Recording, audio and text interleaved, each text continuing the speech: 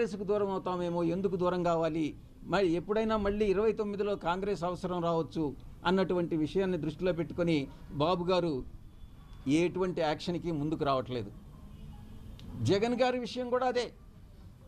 మత మార్పిడులని ఆయన ప్రోత్సహించాడే కానీ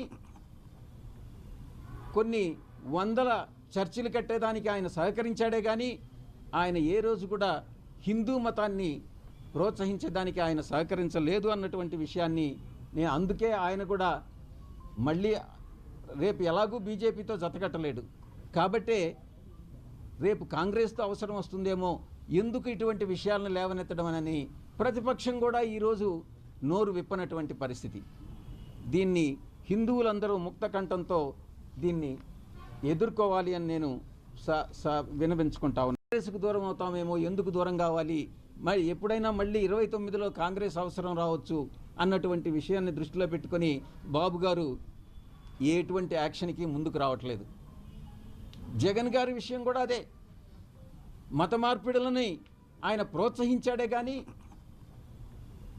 కొన్ని వందల చర్చిలు కట్టేదానికి ఆయన సహకరించాడే కానీ ఆయన ఏ రోజు కూడా హిందూ మతాన్ని ప్రోత్సహించేదానికి ఆయన సహకరించలేదు అన్నటువంటి విషయాన్ని నేను అందుకే ఆయన కూడా మళ్ళీ రేపు ఎలాగూ బీజేపీతో జతకట్టలేడు కాబట్టే రేపు కాంగ్రెస్తో అవసరం వస్తుందేమో, ఎందుకు ఇటువంటి విషయాలను లేవనెత్తడం అని ప్రతిపక్షం కూడా ఈరోజు నోరు విప్పనటువంటి పరిస్థితి.